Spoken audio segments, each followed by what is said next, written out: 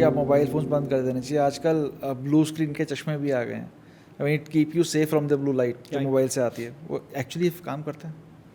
No, so the blue screen is different. This again now ties up its sleep. थी एक brain में एक clock होती है जिसे हम कहते हैं सर्केडियन रिदम, सुप्राकैस्मेटिक न्यूक्लियस होता है. So it's a master clock. जैसे फॉर एग्जांपल मेरी मास्टर क्लॉक सेट है 11 बजे मुझे नींद आती है. अभी नींद नहीं आ रही. अभी कितने बजे? अभी मस्ट बी अबाउट 4:35. 11 बजे मुझे नींद आती है and then usually without alarm I wake up at 5:36. मेरी clock is set from 11 to 6. अब now you see sometimes nowadays I am seeing young people 4 बजे सोते हैं दिन में, रात में, मॉर्निंग अर्ली मॉर्निंग 4 o'clock. भाई उससे पहले क्या कर रहे हो? I am on Facebook, I am making some reel. Job भी लोग ऐसे और ना, जॉब भी है, वो नाइट शिफ्ट में काम नाइट कर रहा है. Shift. So now you are going to bed at 4 and then you wake up at 12 in the afternoon. अब उनकी सर्केडियन रिदम होगी है 4 to 12. जो मेरी रात थी उनकी सुबह है. So when you have this disorders of circadian rhythm, ये भी बड़ी प्रॉब्लम करती हैं. Because normally you should have a well entrained circadian rhythm. हर रोज़ उसी टाइम सो, उसी टाइम उठो. जब आपकी रिदम इंट्रेन नहीं है ना, देन भी आपकी स्लीप में बड़ी प्रॉब्लम्स आती हैं. तो जब हम रिदम की बात कर रहे हैं, अब जिसका जो जॉब है, नाइट शिफ्ट में जॉब चल रही है, उसमें तो कुछ नहीं कर सकते, बट उसी में स्मोक और अल्कोहल वो क्या रोल प्ले करते हैं? अगर कोई रात में काम कर रहा है, नहीं सो रहा रात में, फिर स्मोकिंग भी कर रहा है, ड्रिंकिंग भी कर रहा है. एग्जैक्टली जो मैंने बताया थी कि smoking again you cannot defend smoking by saying smoking is good for the brain, smoking is good for the heart. In fact, smoking has no advantage, period. At least alcohol का तो है. I would say there is some advantage of alcohol. You're right. Little bit up, you become socially. Gaurav will be the heart of the party. After one drink. But smoking का कोई smoking, yeah, I think smoking, between the two evils, I think smoking is the worst evil. I feel smoking causes lung cancer, smoking causes stroke, smoking causes heart attack. India में unfortunately we are smoking even more. अच्छा, आजकल लोग बोलते हैं भाई smoking नहीं कर रहा, I am vaping. Vaping is equally bad. I mean, the studies in America have shown vaping is even worse. And आजकल क्या आ गया ना, these are flavored vapes and all that. So increasingly young population is getting addicted to एक poison छोड़ा, दूसरे poison आपने अपना लिया. The companies who are selling these vaping things, this and all, they are making millions. मैं आपको बताता हूँ, I was going from New Delhi to Jaipur. Beautiful new highway. I have to commend the BJP this thing government, इतना beautiful highway बनाया है. अच्छा, बीच में ads आ रहे हैं, पान पराग या some sort of those type of tobacco thing. And I'm sorry to say, some of our very prominent movie stars who I used to look up to, who have no shortage of money, I feel. They are rich. They are rich beyond anything I probably will ever make in my life. They are promoting this. I think that's the worst thing you can do as a movie star, put your name behind something like that. Younger people are using these things and getting cancer, oral cancer, heart attacks, strokes. So that is why it's time the BJP government increased the taxes on this. Why? Because they want to make it so expensive that people cannot afford it. Because how do you then control it? There's a reason why the taxes were increased on cigarettes. There's a reason why taxes were increased on tobacco. You want to prevent young people from getting addicted to that.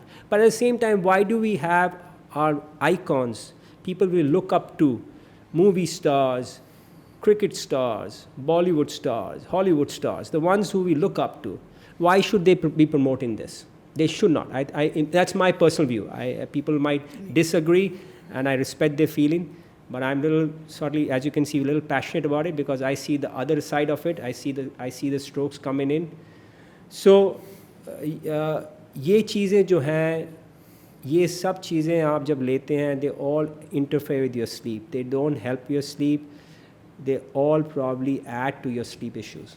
यहाँ पे ना मैं एक sportsman है, बड़ी personality है India में, India के बाहर भी, उनका नाम लेता हूँ, सचिन तेंदुलकर. उन्होंने कभी इस चीज़ को एडवर्टाइज़ नहीं करा. इवन 96 का जब वर्ल्ड कप चल रहा था तो इंडिया का जो स्पॉन्सर था वो विल्स था, जो सिगरेट्स बनाता था. हाँ जी. आपने अगर ध्यान दिया हो तो उस टाइम पे सचिन तेंदुलकर के बैट पे कोई स्टिकर नहीं था, उन्होंने मना कर दिया था कि मैं ये करूँगा ही नहीं। Yeah. तो वो एक पर्सनैलिटी है जो इस चीज़ को अवॉइड करते हैं और कहते हैं भाई ये चीज़ एडवर्टाइज होनी ही नहीं चाहिए। And I commend him for that. I mean, if you know, he has my respect, because I feel as people who are social icons, millions of people around, young men and women around the world look up to these people. They need to set a role model for the millions of their fans. And I have nothing against the makers of cigarettes, tobacco, alcohol. They are doing their job. It's a जिससे business. बहुत revenue आता है। There's a business. It's a business. The thing is that, you know, and this has been debated a lot in America. Impressionable age. In fact, आप जैसे आप Facebook पर आ रहे, why are different governments in UK, Australia banning social media for under 16? You cannot make a social media account now in Australia. If you're under 16 years of age, you cannot open a Facebook account. You cannot open an Instagram account, and they made it very tough for the companies. You have to have age verification, this, that. The reason means that because that time आपका mind impressionable होता है. So my concern is not. I have nothing against any of these companies. I'm concerned about the fact that, unfortunately, impressionable young minds get influenced. They start drinking, smoking, chewing tobacco at a young age when they cannot make informed choices. We need to make informed choices. I'm more likely to start abusing alcohol if I started drinking from 15 years of age. On the other hand, between you and me, the first time I touched alcohol was when I was 27, and the first time I had it, मेरे father के साथ, I shared a drink. Because that was the time my father felt that bhaiya, he is mature enough to understand the good and the bad of The this. limit of alcohol that should be taken or not. Yeah. Sir वापस थोड़ा सा इसको घुमाते हैं और आपकी as a layman आपकी doctor की भाषा में लेके आते हैं। सर कोमा और ब्रेन डेड, ये दोनों टर्म डिफरेंट ही हैं, एक ही है? Again, Gaurav, this is a very, very good question, and unfortunately, or very complicated question. So I'll try to make it very simple. Coma जब होता है, जैसे हम कहते हैं, जब आप कोई I'm glad आपने पूछा, because आपके भगवान ना करे आपने कोई रिलेटिव एडमिटेड है ICU में, आप बाहर खड़े हुए हैं, पेशेंट्स, आप डॉक्टर बाहर निकलते हैं, यू आस्क द डॉक्टर मेरी मदर कैसी है, मेरे फादर कैसे हैं, कोमा में है, एंड आप it means nothing to you. भाई कोमा मतलब क्या है? तो देखिए, coma basically means a disorder of consciousness. मतलब जैसे अभी आप और मैं, वी आर फुली कॉन्शियस, हम कॉन्शियस हैं, हम अलर्ट हैं, हम जानते हैं हम कहाँ हैं, we know the date and time, I know God is speaking to me, whatever you are asking me, hopefully I am giving good answers. Coma होता है जब आपकी कॉन्शियसनेस कम होती है। अब कोमा ते भी ग्रेड होते हैं। You can have somebody who is in light coma, या ऐसे बोल रही थी भाई आप थोड़े से सॉमुलेंट हैं, चूटी मारी मैंने, आप उड़ गए। You can have somebody grades, ठीक है। सो दैट्स वाई सब किसी तरह डॉक्टर, बिकॉज मैं समझा रहा हूँ, because doctors use this fancy language. Coma, किसने बोला ड्राउजी हैं, किसी बोला सेमी कोमाटोज हैं। वो सेमी कोमाटोज और कोमाटोज में क्या डिफरेंस है? हाँ, तो कोमा ते भी ना थोड़े से ये समझिए थी भाई, मतलब इसका मतलब यह है कि डॉक्टर बता रहा है कि भाई मेरे loved one is not fully conscious and alert, and then you can ask the doctor भाई कितना ग्रेड ऑफ कोमा का है, कितनी है। तो दे आर वेज कि भाई आप पेशेंट होता है जो एकदम कम्प्लीटली कोमाटोज है, आप उसको पेनफुल स्टिमुलस दे रहे हैं, तब भी आँख नहीं खुल रही, कुछ नहीं बोल रहा। दे आर पीपल, आपने थोड़ा सा चुमटी दी एकदम आँखें खोल ली। So they can be different grades of coma. So coma is basically a disorder of consciousness, and they can be many different causes of coma. वो एकदम डिफरेंट टॉपिक है कि भाई ब्रेन में हैमरेज हो गई, स्ट्रोक हो गया, ब्रेन ट्यूमर है, कोमाटोज हो गए, हेड इंजरी हुई, कोमाटोज हो गए। तो कोमा मीन्स जस्ट कॉन्शियसनेस था। Brain death is a different thing. Brain death means कि आपका ब्रेन, अनफॉर्चुनेटली जिस पेशेंट तो आप बोल रहे हो ब्रेन डेड है, उसका ब्रेन इतना डैमेज हो गया है कि वो पेशेंट कभी भी आंखें नहीं खोलेगा, कभी भी बात नहीं करेगा, कभी नहीं वो करेगा, he will never have a meaningful interaction ever. उसको हम मेडिकली डेड बोल देते हैं। Very good point. Brain death is equivalent to death. मतलब एक होती है, ये भी बड़ा पॉइंट है, दो तरह से हम मर सकते हैं। एक होती है कार्डियक डेथ। कार्डियक डेथ जो होती है ना is very easy for the lay man to understand. आप बाहर निकले, आपने पेशेंट रिलेटिव बोला I am very sorry, your loved one had a heart attack, the heart is stopped, we have lost him, and वो आप monitor देते हैं, flat line जा आ रही रही है, होती है। पीपल अंडरस्टैंड हार्ट अटैक हुआ, कार्डियक डेथ हो गई, भगवान के पास चले गए। Brain death is a difficult concept. Brain gap में क्या होता है कि आप बाहर निकले, सेम थिंग, आपने रिलेटिव्स को बोला I am very sorry, your loved one is brain dead, but the अच्छा। Heart is still beating. हाँ, वो अंदर गए, उनने देखा भाई वो कार्डियक रिदम तो चल रही है, आप कैसे बोल रहे हो मर गए हमारे बाबूजी। अब उनको वो समझाना कॉन्सेप्ट कि भैया इनका ब्रेन इतना डैमेज हुआ है कि ये कभी भी ये रिकवर नहीं करेंगे। ब्रेन स्टेम जहाँ वाइटल सेंटर्स होते हैं, रेस्पिरेशन थे, आपकी सब रिफ्लेक्सेस थे, ये डैमेज हो गया है irreplaceably. Heart is still beating but the brain is dead, and brain death is equal to cardiac death. जैसे मैंने एक बार आर्टिकल लिखा था, you can not die twice. भगवान, लाइफ में हम एक ही बार मरते हैं, तो ये नहीं कह सकते भी भैया Ajay 14 on 1st of July at 4 p.m. Ajay suffered a heart attack and passed away, and then you say on July 7th at 8 p.m. Ajay became brain dead. You cannot die twice. So जब मैं लिखता हूँ, when I write the patient is brain dead, basically I am certifying the patient is dead, period. तो ये concept समझना काफ़ी मुश्किल है कि भैया brain death is synonymous to cardiovascular death.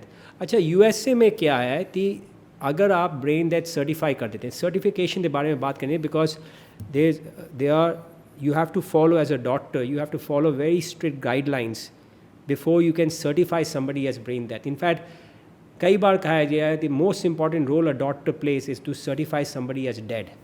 आप रॉन्ग नहीं करना चाहते, आपने किसी तो ब्रेन डेड बना दिया, ब्रेन डेड नहीं है, हंगामा हो जाएगा भाई कैसे करा आपने।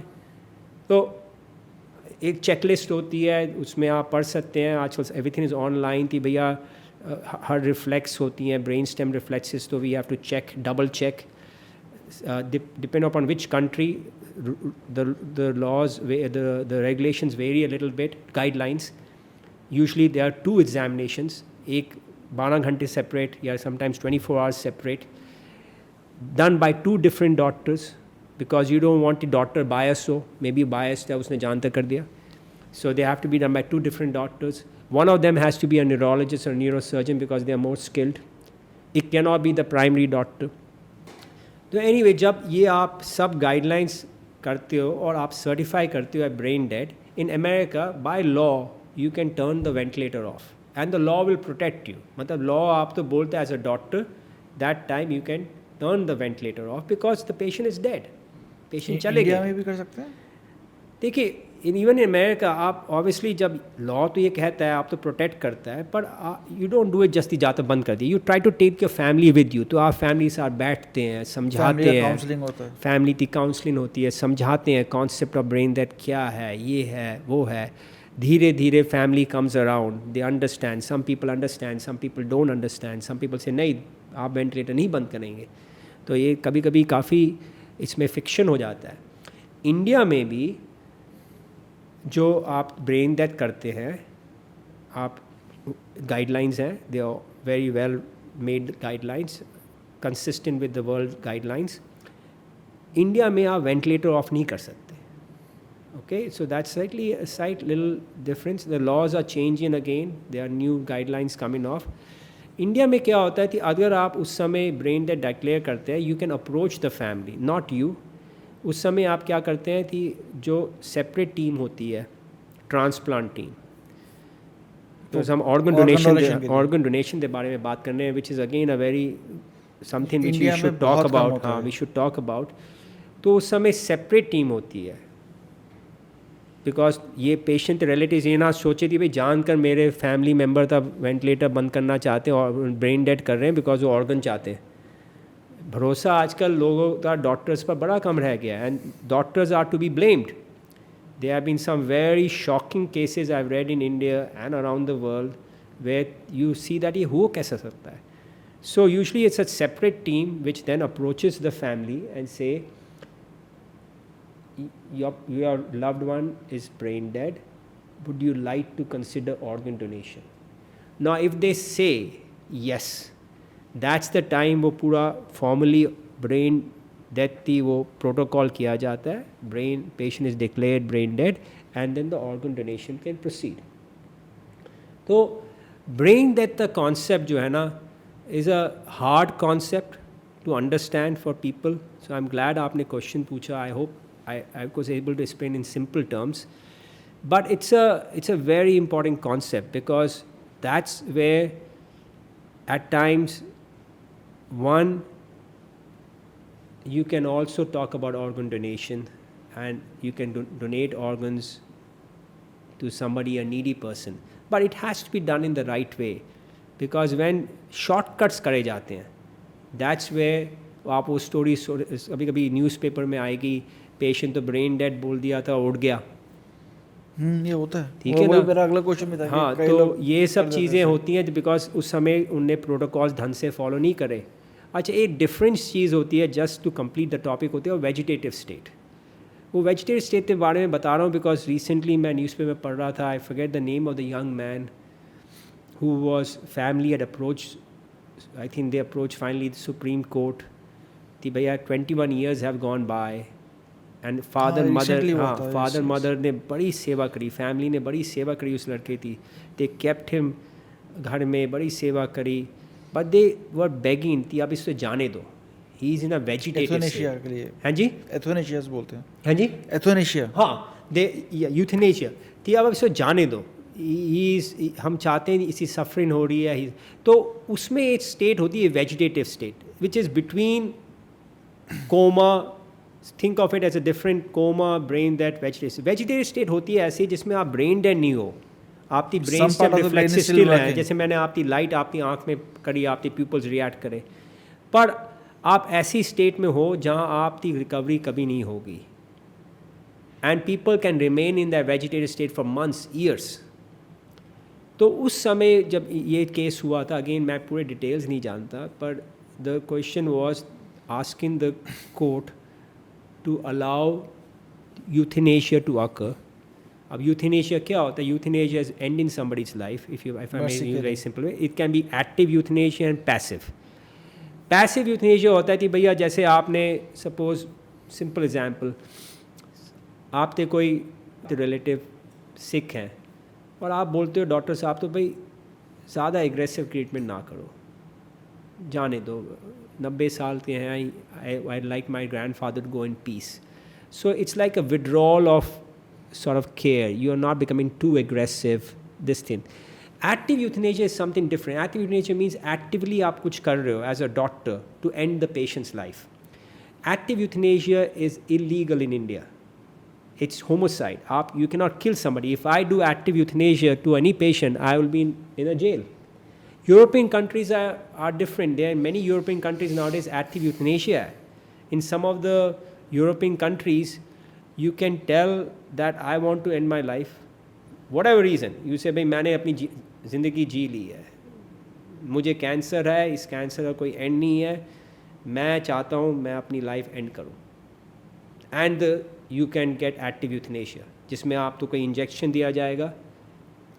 अच्छा ये डिफरेंट है. There are some doctors who will not like to give it themselves. वो आप तो लोड करते देंगे लेना आपने. But there are ways to do active. India में active euthanasia is illegal. I want to make it clear for everybody. So that was a different thing where the Supreme Court, I think it was the Supreme Court, after hearing all the arguments, directed All India Institute of Medical Sciences to do the necessary withdrawal of care to let this young man pass away. So those are all different stages of disorders of consciousness. तो थोड़ा lighter note की तरफ चलते हैं. जरूर. अच्छा अच्छा, हम बात कर रहे थे करते हैं जब रोड एक्सीडेंट होते हैं लोगों के, लाइटर नोट नहीं है। लाइटर तो नहीं, उससे लाइटर है। अच्छा ओके। तो उसमें अगर किसी को हेड इंजरी होती है तो उस टाइम पे क्या फर्स्ट एड केयर देना चाहिए? बस मैंने कई बार देखा या पढ़ा है कि अगर आप हिला दो या पानी पिला दो उस टाइम पे हाँ। तो पैरालिसिस हो जाता है। फर्स्ट एड क्या होता है, देखिए जब हेड इंजरी होती है साथ में स्पाइनल कॉर्ड इंजरी हो सकती है, I think that was your question. तो आप स्पाइन तो ना हिलाइए, बिकॉज कभी कभी आपने स्पाइन हिलाई वो आदमी पैरालाइज हो जाए। तो इनफैक्ट जैसे आप मूवीज़ में देखते होंगे, स्पेशली फॉरेन मूवीज़ में, जैसे ही आप तो वो EMS जो होते हैं, EMT जो होते हैं, एमरजेंसी सर्विसेज, वो आप तो बाहर निकालते हैं रेक से, वो आप तो बोर्ड में एकदम स्ट्रैप कर देते हैं, नेक में कॉलर लगा देते हैं, एकदम सी कॉलर थी, नेक ना हिल पाए। Immediately there you are rush to a trauma centre. Trauma centre जैसे आप जाएंगे, इवन इंडिया में, दिल्ली में बड़े अच्छे ट्रॉमा सेंटर्स हैं, वहाँ ट्रॉमा सर्जन्स होंगे, आपका कैट स्कैन होगा, भाई क्या क्या इंजरीज़ हैं, हेड इंजरी है, bones are fracture, orthopaedic injuries है, स्प्लीन की लैसरेशन तो नहीं है, लिवर इंजरी है, and then they will treat you.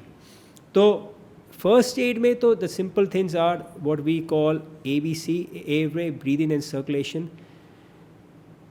Trauma में एक चीज़ आपको याद रखनी चाहिए, people die because of blood loss. Blood loss बड़ा रैपिड हो रहा होता है। तो आप क्या चाहते हो, इनिशियल एयरवे कि भाई ब्रीदिंग कर रहा है तो नहीं कर रहा, तो एयरवे सिक्योर करना होता है, ब्रीदिंग से, और सर्कुलेशन, फ्लूइड IV फ्लूइड्स भरता देनी पड़ती हैं कि भैया उसका ब्लड प्रेशर ऊपर रहे। और जब आप ट्रॉमा सेंटर पढ़े, ब्लड देना पड़ता है, तो you have to try to sustain life to get to the trauma center. So usually the first aid is actually get the patient out as quickly as possible. Neck to stabilize करिए, don't move it, get help. If there's any active bleeding and you are trained a little bit, try to stop the active bleeding and get the patient to the hospital as quickly as possible. Majority of people who have who meet with a road traffic accident can be saved, provided they reach the hospital in time. India में यही सबसे ज़्यादा cause है, they don't reach the hospital. मैंने वही news में पढ़ा था, वो लड़का सड़क पर 1 घंटा रहा, 1 घंटा गुड़गांव की सड़क पर रहा, किसी ने रुका, कोई रुका नहीं, कोई एम्बुलेंस नहीं आई, we lost a young man. Is that empathy or is that lack of empathy in people like you and me? कि हम लोग वहाँ से गाड़ी पर गाड़ी चलती जा रही है, कोई रुका नहीं उस लड़के को उठाने के लिए, ये लड़का मर गया. He was a life who can be saved provided you get to the hospital in time, and nobody made an effort. And parents were crying. I felt so bad. They were just रोते जा रही थी उनकी mother, उनके father. Sir इसी paralysis से एक और टॉपिक है, स्लीप पैरालिसिस. वो क्या होता है सर? So कई लोग, उसमें भी कई लोग ये कहते हैं कि ऊपर भूत आ गया. हाँ, स्लीप पैरालिसिस वेरी कॉमन, मुझे होता है.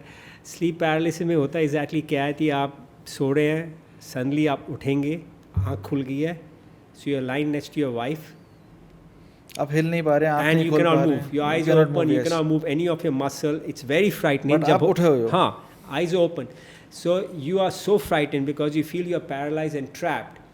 And then थोड़ी देर लास्ट करता है, and then अगर आपको कोई भी छू ले उस समय या कुछ करते, you will come out of it. Now, so the take home point, it's usually benign. ये disease नहीं होती, कई लोग तो होती है sleep paralysis.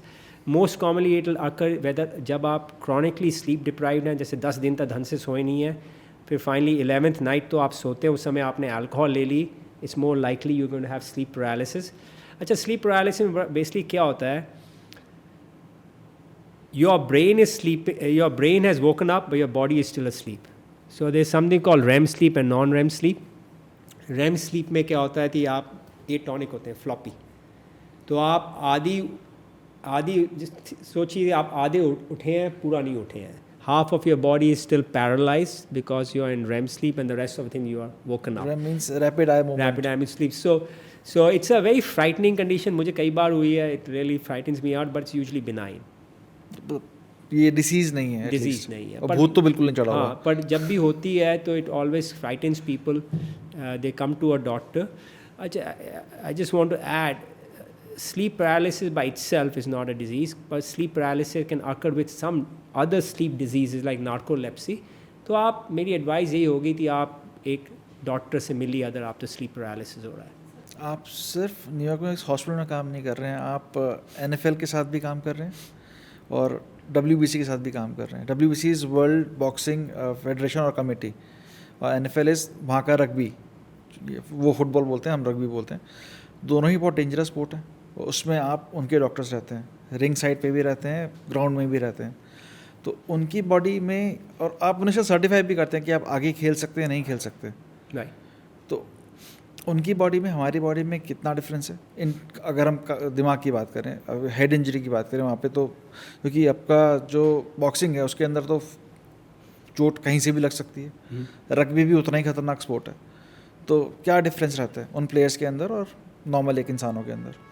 So one of the जैसे मैं how I got into these sports was that I still remember it was year 2000 2001. I was in New York City.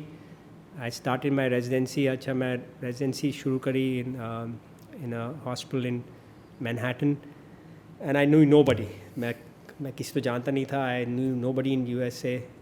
So I felt very lonely. उस समय cell phone होते नहीं थे.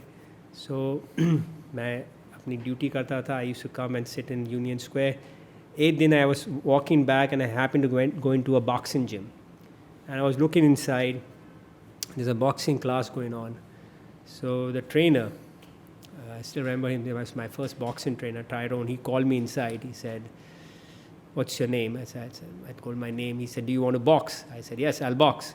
So I started boxing, and I got very involved in the sport. I got very passionate about boxing.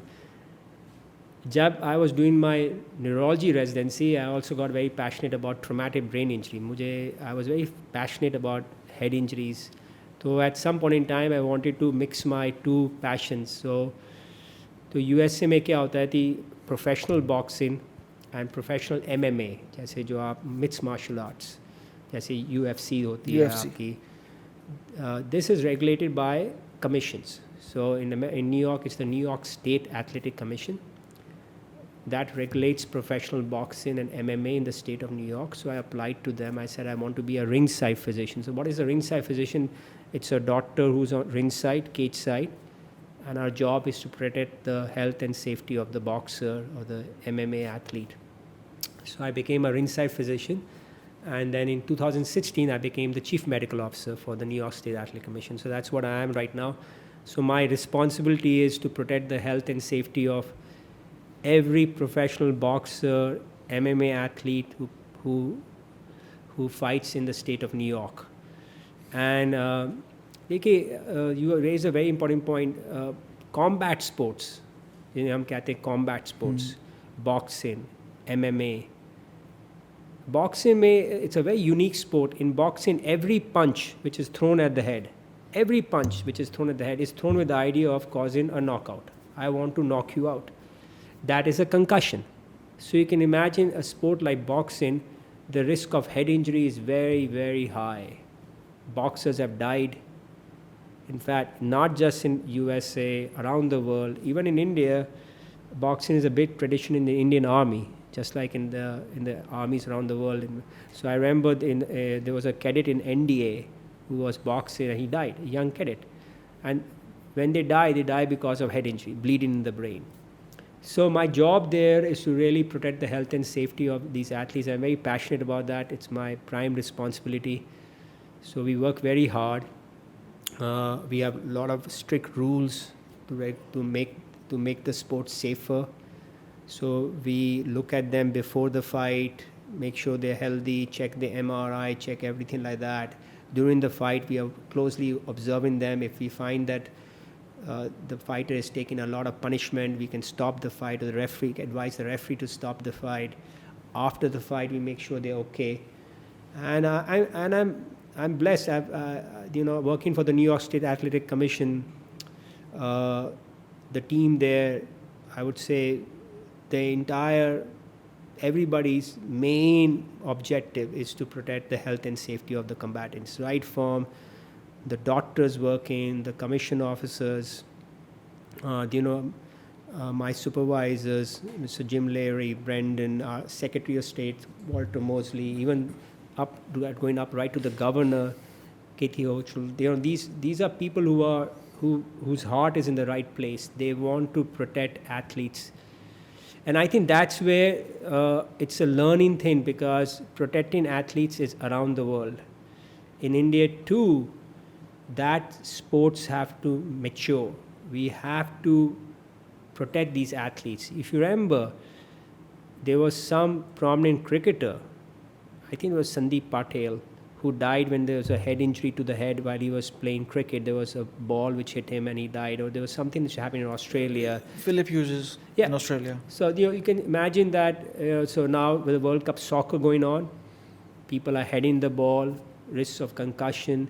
India, as you know, boxing is becoming big. We are doing very well in amateur boxing. We have some, you can see Mary Kom, the story of Mary Kom. We have women entering boxing, men entering boxing. We are a big boxing nation now. Professional boxing is going to come. MMA is becoming big in India. You go to Yes. any gym, the first thing you see is a UFC fight going on Yes. and people pumping iron.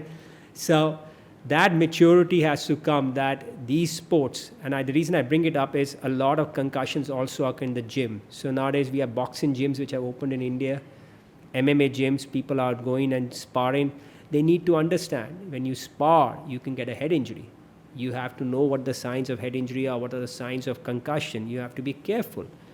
And like I said, in New York, and New York State Athletic Commission, the entire team, right from the governor down to the Secretary of State, down to, like I said, Mr. Jim Leary, Brendan, we have all worked very hard to try to ensure the health and safety of these combatants.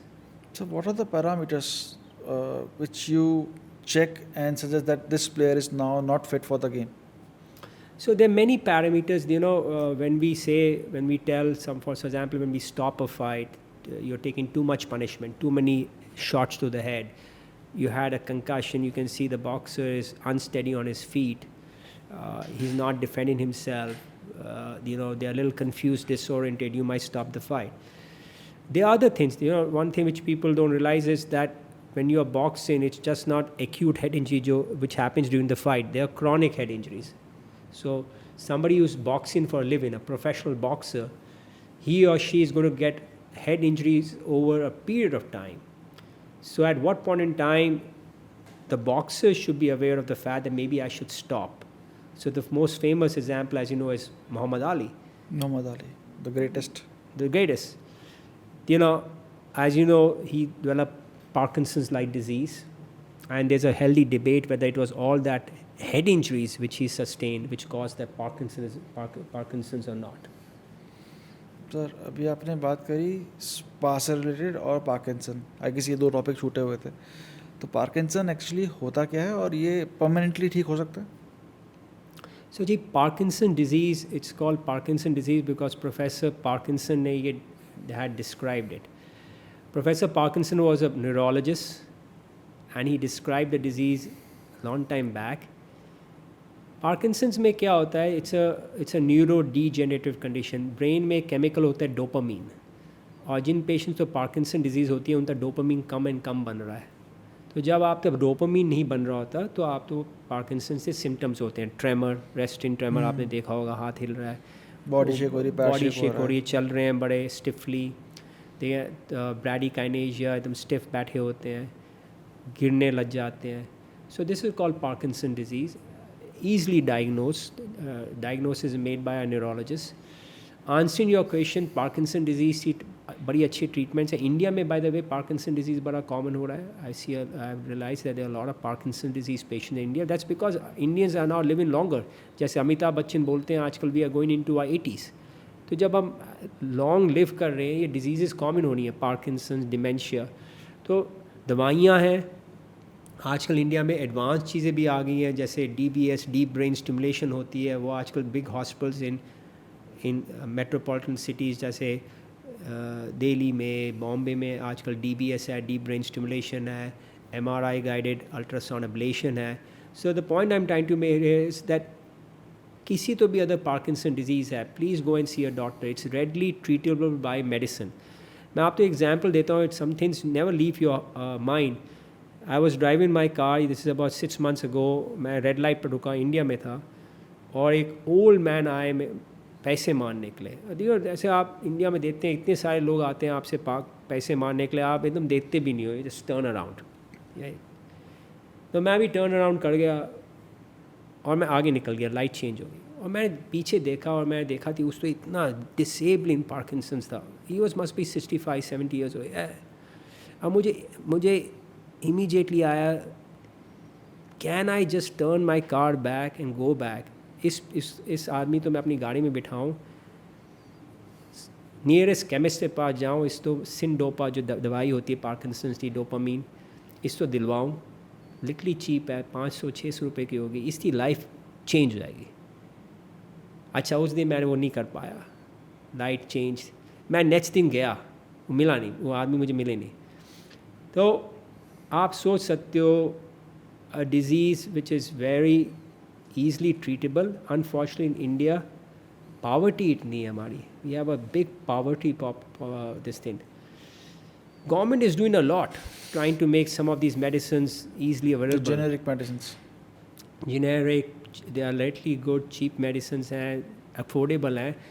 The idea is जैसे आप कर रहे हो, spread the information, let people get knowledge about it, have empathy to help all these Indians. Sir spa जो आपने बीच में topic उठाया था, स्पा कराना या कहाँ से कराना उस पर डिपेंड करता है, या मसाज कराने में? हाँ अच्छा, मसाज, देखिए गुड क्वेश्चन।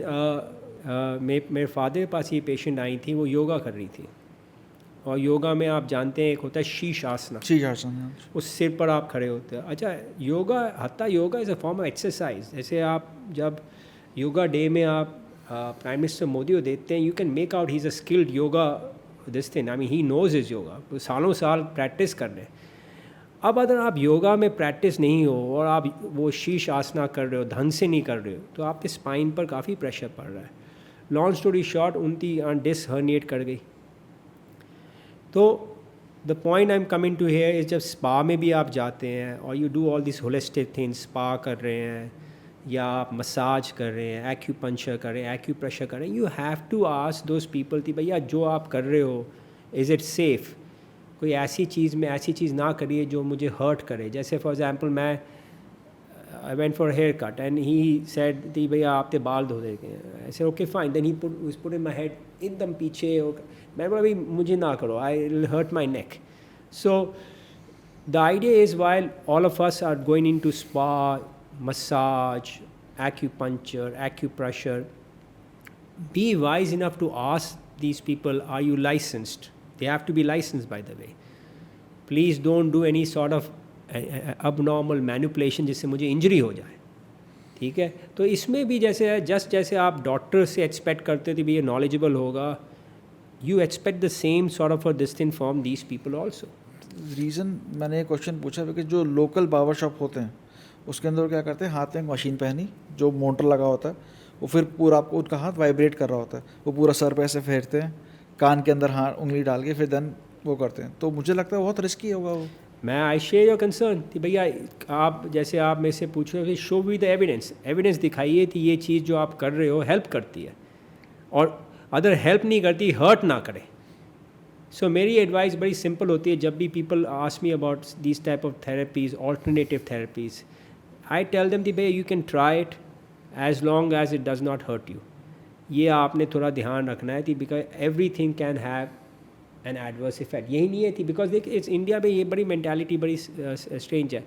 दवाइयों के लिए लोग 10 सवाल पूछेंगे, क्या कर रही है, ये करेगी, और आप देखिए मोस्ट दवाइयों में इंसर्ट होता है, पूरा लिखा होता है, स्टडीज़ करी गई होती हैं कि ये दवाई ये कर सकती है, these are the adverse effects, these studies these medicines have been studied, the drug controller of India और FDA has approved these drugs, still we are afraid of taking them. On the other hand आप एक Ayurvedic specialist के पास जाते हैं, homeopathic specialist के पास जाते हैं, वो आप तो पुड़िया देता है, आप तो पता भी नहीं है उस पुड़िया में क्या है, आप ले लेते हैं। ब्लाइंड फेथ, चाइनीज़ मेडिसिन मैं ले रहा हूँ, है क्या उसमें, आई डोंट नो, कुछ लिखा नहीं है बाहर, he is compounding it and giving it you. I would say, I would like to know, tell me, at least that is what I am entitled to. आप मैं अपने पेट में डाल रहा हूँ, मुझे बताओ। I so I have nothing against these medicines. All I say is that hold them to the same standards, let them supply the consumer with the required information. What are the side effects of these therapies? What are the benefits? Sir एक ना थोड़ा funny सा question कह लीजिए, ये stupid सा question कह लीजिए। मैं न्यूरोलॉजिस्ट के पास जा रहा हूँ, मेरे को सर में दर्द है, पर न्यूरोलॉजिस्ट हैमर लेके मेरे हाथ पे भी मार रहा है, पैर पे भी मार रहा है, मेरे पैरों में दर्द तो नहीं है, तो ऐसा क्यों करते? इसका सिंपल आंसर है, we like to hit people. But why? देखिए, there's a hammer is very nice question. On a lighter note, Gaurav, hammer is defines neurologist. जैसे आप स्टेथोस्कोप होता है, आप डॉक्टर तो न्यूरोलॉजिस्ट के पास है, आपके हाथ में अच्छे न्यूरोलॉजिस्ट के पास हमेशा हैमर होगा. हैमर बाय द वे आप रिफ्लेक्सेस टेस्ट कर रहे होते हैं, तो आप तक क्वेश्चन जायज़ है कि भैया सिर दर्द है तो मेरे रिफ्लेक्सेस टेस्ट करो, वो नॉर्मली आएंगी. पर जैसे होता है ना, आप हेड टू टो एग्जामिन करते हो, तो आप जो भी आप इधर आप सिर दर्द से आए हो, आप तो पूरी एग्जामिनेशन होती है. So part of the exam will be that he might check your reflexes, they'll be normal. But that's the thing, that's the whole part of the neurological exam. Last few questions sir. Blood pressure, high blood pressure, low blood pressure, ये दिमाग को, brain को किस तरह effect करता है? देखिए, between high and low blood pressure मेरा सिंपल आंसर होता है, high blood pressure hurts the brain much more. Hypertension जो है, high blood pressure, number 1 risk factor for heart disease, for strokes, for so many things. अच्छा, एक और आप, since we are talking about this and you have a wide audience, blood pressure recommendation change हो रही है. देखिए, हमारे father mother के टाइम में 140/90, वो बड़ा चंगा ब्लड प्रेशर है, इट्स गुड, वेरी नाइस. 140/90 है, 120/80 है. Now we are pushing it down 120/80, make it 110/70, because studies have shown that the lower you push your blood pressure, the better it is for your heart and your brain. So nowadays doctors, the reason I'm saying is doctors are becoming more aggressive in bringing your blood pressure down.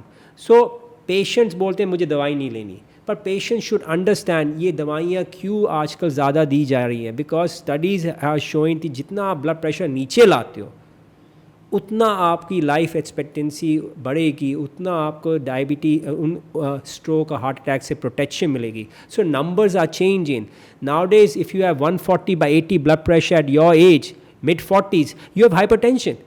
I would not say that भाई चलने दे, ठीक है, this is their normal blood pressure. I would say no Gaurav, go on the blood pressure medicine, bring it down. हाँ, you can also say Gaurav साथ में थोड़ी सी कार्डियो करो, brisk walking karo, less salt throw in the natural ways, but bring the blood pressure down. So the numbers are now becoming much more aggressive, because studies have shown the lower the numbers, the better. Low blood pressure, by the way, is not really a disease. Kai लोग तो low blood pressure, especially some young women are blessed with low blood. मैं बोलता हूँ blessed, because ऐसे blessing होती है कि भाई मेरा blood pressure 100/60 रहता है. देखिए, usually disease नहीं होती, पर ये होता है कि जब आपका लो ब्लड प्रेशर होता है, कभी कभी आप थोड़ा लाइट हेडेड फील करेंगे, चक्कर आ रहे, सडनली उठे, स्पेशली आपने खाना नहीं खाया, पानी नहीं पिया, फेंट हो गए, तो that is also not the best thing. But by and large the main thing you worry about is high blood pressure. Because जैसे आपने कहा कि अब ब्लड प्रेशर नीचे आ, मतलब आप नीचे कर रहे हो as in the text books, जो हमें लगता है ऑन द आउटस्कर्ट्स के जो मेडिसिन वाली दवाइयाँ हैं, जो MR हैं, वो इसको नीचे लेके आ रहे हैं. जैसे डायबिटीज़ के लिए भी पहले जो मार्कर ऊपर था वो नीचे होता जा रहा है. नॉर्मल आपका 120 है फास्टिंग पे, तो अब वो पहले 150 हुआ करता होगा, वो नीचे आ रहा है. तो ये साइंटिफिक तरीके से आप लोग नीचे लेकर आ रहे हो, जो बेटर होना चाहिए. ये सिर्फ गिमिक नहीं है. Yes, exactly. Please, very good point. I am glad आप ये मिथ तो बर्स्ट कर रहे हैं. ये कोई गिमिक नहीं है, ये कोई चीज़ नहीं है कि फार्मास्यूटिकल कंपनीज अपने दवाइयाँ ज़्यादा बेचना चाहती हैं, डॉक्टर्स. ये साइंटिफिक स्टडीज़ करी गई हैं, they on the internet, you can read about them, कि भैया आजकल डायबिटीज़ के भी नंबर चेंज हो रहे हैं. तो डायबिटीज़ नंबर लोग तो समझने चाहिए. Normal fasting blood sugar should be less than 107. So suppose मैं कल उठा, चाय भी नहीं पी है, बिस्किट भी नहीं खाए, और मैंने अपनी शुगर चेक कराई, it should be less than 107. अगर 107 से लेस है, मुझे डायबिटीज़ नहीं है. If it is more than 126, मुझे डायबिटीज़ है.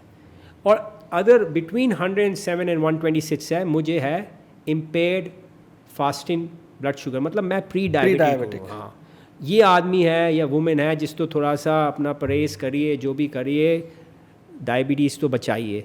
सेम वे जो होता है पोस्ट प्रैंडियल, आपने खाना खाया 2 घंटे बाद आपने शुगर चेक कराई, it should be less than 140.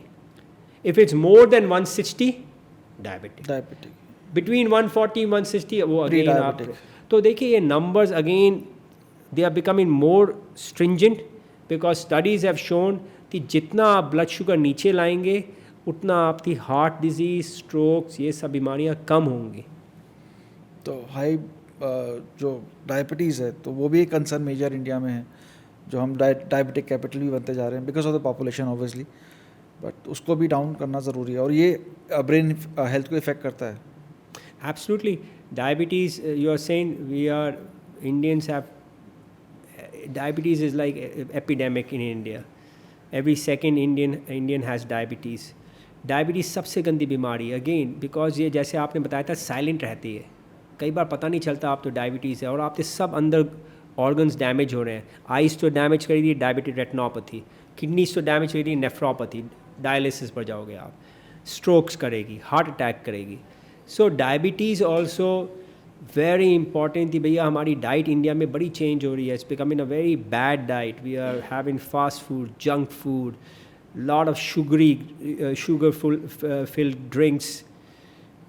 We have to make a young Indian population age in a healthy fashion. I feel Indian men and women are not aging well.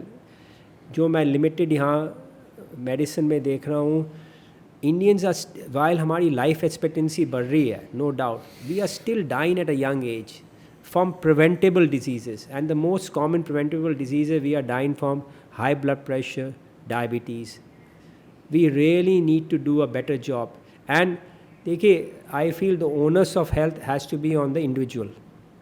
आप तो कोई पकड़ते दवाई नहीं दे सकता. We each have to kind of take responsibility for our health, if not for yourself, for your wife, for your husband, for your parents, for your children. भैया अपनी health देखो. Even though life is busy, you got to exercise, you got to take your medicines, you got to eat healthy.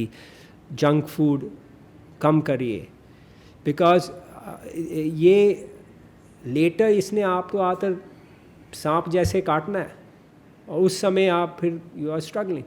Prevention is always better than cure.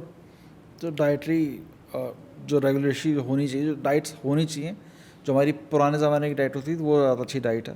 जो देखिए हमारी पुरानी ज़माने की diet very अच्छी होती थी. इनफैक्ट मेरे फादर ये बोलते हैं, जैसे कभी कभी आप ये देखो विलेज की डाइट, हमारे जो विलेजर्स हैं दे हार्डी. अभी भी हरियाणा में, पंजाब में, दे हार्डी सोल्स. ये they work hard, toil in the sun. इनकी डाइट होती है मोर vegetarian based, good diet, and they actually are very hardy souls. हमारी जो urban diet हो रही है, it has changed very rapidly, very rapidly. I was passing through New Delhi airport and Subway, all sorts of fast foods, you know, not that I have anything against them. I consume sometimes fast foods. It's moderation. If you have a younger generation which is just eating only this type of food, then we have a problem. यहाँ शायद government regulation का भी मतलब issue हो सकता है. जैसे suppose एक एग्जांपल लेते हैं कोक का. यूएस में जो कोक मिलती है, सेम लेवल ऑफ कोक या इंग्रेडिएंट्स इंडिया में नहीं है. इंडिया में शुगर लेवल ज़्यादा है उस कोक के अंदर, यूएस में कम है. इसी तरह टूथपेस्ट हो गया या कोई भी प्रोडक्ट जो यूएस में बन रहा है वो यहाँ बिक रहा है, तो उसके इंग्रेडिएंट्स में ऊपर नीचे है. यहाँ पे इंग्रेडिएंट्स ख़राब है, वहाँ इंग्रेडिएंट्स अच्छे हैं. तो ये इम्पैक्ट, क्योंकि आप यूएस में भी रह रहे हैं, इंडिया में भी रह रहे हैं, तो ये आपको दिखता और रहेगा. देखिए I can not comment on that because I am not knowledgeable about कि भाई कितना शुगर कंटेंट है, इज़ ए डिफरेंस. बट आप the point is well taken. We have to regulate and we I mean it will be obviously the government. They have to regulate what is getting on the market, what is the sugar content of all these beverages, okay, what is like for example आजकल आप देख रहे हो कभी कभी आ रहा है contaminated water आ रहा है, contaminated spices आ रही हैं मार्केट में, यूरेनियम मिल रहा है. हाँ, contaminated spices आ रही हैं. So you know we have to strengthen that regulatory apparatus. How do these things, contaminated medicines are coming on the market. Adulterate food है. Adulterated food is haldi aapti adulterated hai. Haldi, like suppose haldi is a very staple thing of every Indian diet. Exactly. Okay, तो ये चीज़ें I think if we can improve the quality control of the food we are having, the water we are drinking, the air we are breathing, we improve the quality of life of every Indian, old, young, and the very young, and the one to be born. We have young Indians who are going to be being born today, tomorrow. You want to welcome them into a world which is an India which is clean, hygienic, good quality food, good quality air, good quality water. Basic needs actually. Basic वो नहीं needs. है अभी. ऐसा नहीं है नहीं. I think India थी बड़ी. मैं I like to, when people ask me in USA and they say, they try to kind of say भाई ये क्या इतनी problems हैं तुम्हारी, I try to explain to them India is unique. India की सबसे बड़ी biggest population is, we have such a big population, we have very big poverty, we have lack of education. आसान नहीं है इस country तो चलाना. Obviously. एंड आसान नहीं है इस कंट्री में ये सब चीज़ें चेंज करना. हो रही हैं. We can do a better job, but it's a tough job. Sir on that note, I mean आज का कॉन्वर्सेशन हमारा बहुत अच्छा रहा. मतलब मुझे तो बहुत मज़ा आया पर्सनली. आई होप सबको भी मज़ा आएगा और आई होप आपको बड़ा अच्छा लगा होगा. I like it's a pleasure because talking अभी टू यू. आपको वापस हॉस्पिटल जाना उसी पेशेंट को देखने के लिए, इसकी हम Yes. स्टार्टिंग में बात करी थी. Absolutely. I hope she is doing fine और सबको सही थैंक यू रहे. So much. I hope Thank you so Preshi does well. Thank you sir so much. Take care. Bye bye.